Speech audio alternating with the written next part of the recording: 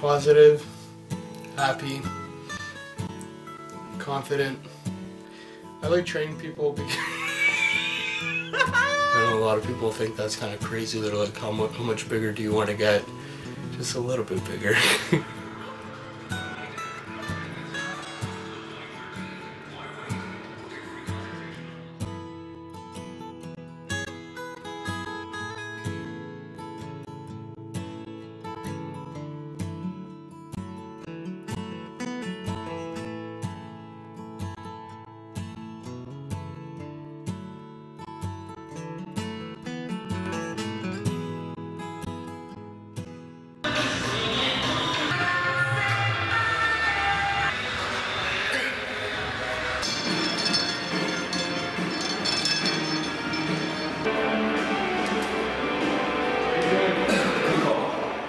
I've been working with Peter now for 2 months.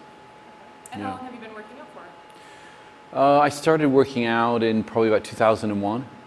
And so, you know, I've been fairly steady, but, you know, I've sort of upped the ante a little bit in the last couple of months. And when I first met Peter, he said, what's your intention here with working out? And I said, I want to live longer.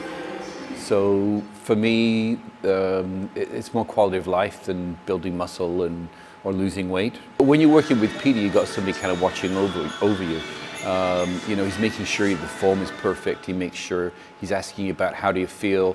In fact, the first thing in his mouth after he says good morning is, you know, how are you feeling today?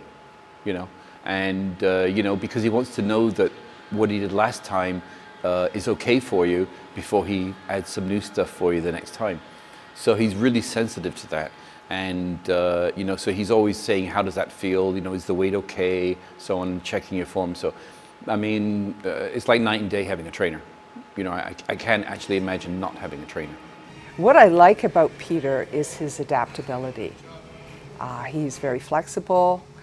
And I'm not talking about in the physical sense, but he listens really well, and he keys in on some of your requests, and he provides exercises that suit you and that you've asked for.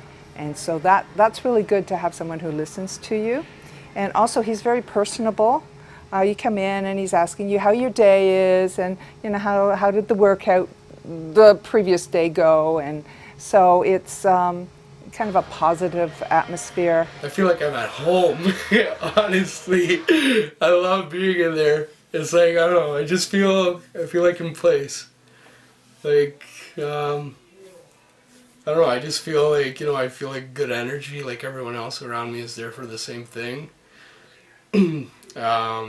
I know that everyone in there, you know, older, younger, everyone has the same mindset, same set of values. My dad had come home with the poker to see like your sugar levels. So all of us thought like it was the cool new thing. So everyone in the family went around seeing their sugar levels. So we went, mom, dad, me, everyone was fine. And then when we got to Peter, his was like 20 or something. And I don't know if you know, but your sugar levels is supposed to be at a 5.6. That's like normal levels. And his was at a 20, which is pretty much you should go to the hospital. So that's the point where we discovered that he had diabetes. So had my dad not been diagnosed first and that little practice didn't happen, or practice run with the machine, we probably wouldn't have known that he had diabetes for a while.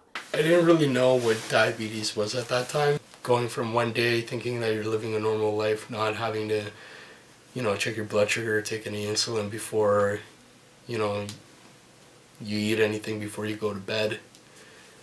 Yeah, it took me a long time to actually get a hold of things. Maybe last like, probably like around like 21, 22. It's normal to me now. I know I have to do it. I know the consequences that are going to come with it if I don't take care of myself. Heart disease, kidney disease, kidney failures, loss of sight, amputation, you get strokes, heart attacks, other kind of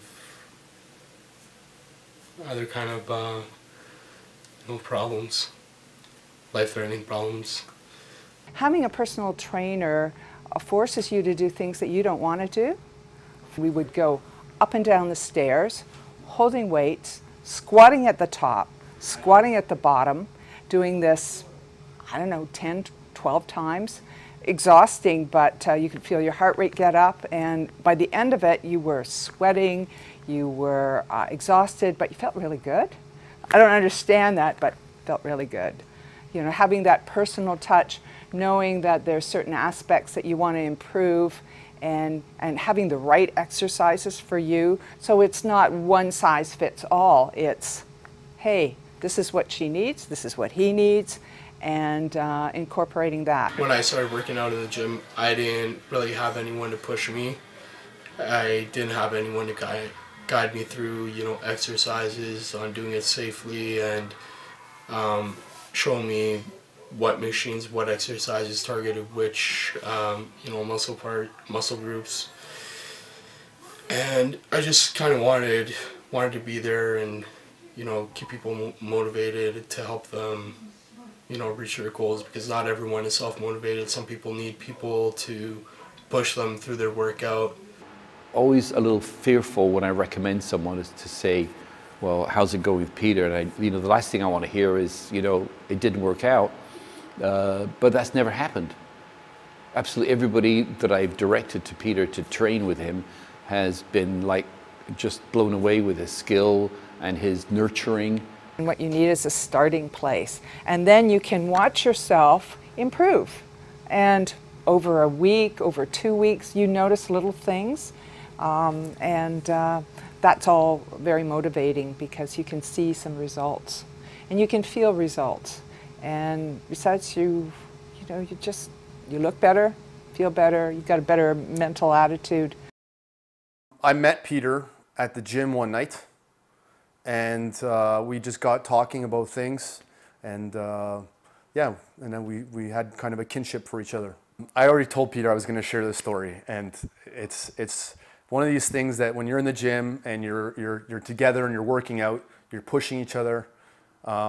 I always tend to be the guy that kind of takes control. I'm a control freak with any part of my life.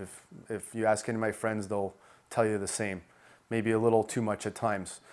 But I know I was taking Peter through a workout, and we were pushing really hard, and he would not stop.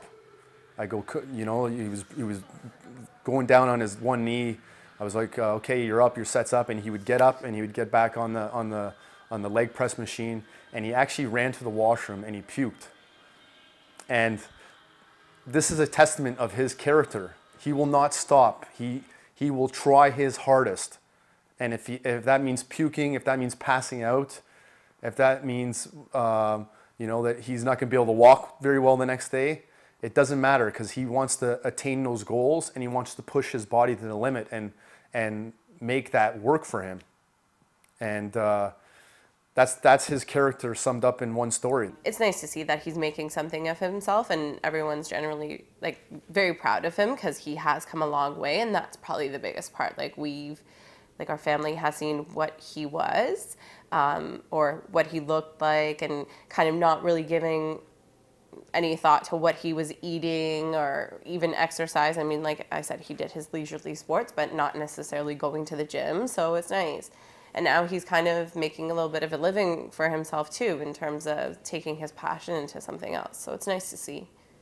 Like, I'll fight for anything that I believe in. I think that's very important to, you know, stand up for the things that you do believe in. I think Peter has come such a long way and has done so much for himself that he really feels passionate about this, and that experience alone will make him a much better trainer and make him something different than the average trainer, because he's actually got a story to tell. He's always going to have diabetes. He's always going to have problems controlling his weight. It's not going to go away. And as long as he keeps that ambition going and keep that work ethic going, then he'll always have that story to tell and be able to share that with his clientele and friends and people around him. You know, this is the way the cookie crumbled, and you know, that's it. You can't change it. You just gotta accept it and live with it and make the best of it. I've learned to control my diabetes, and I'm not gonna let it affect my life.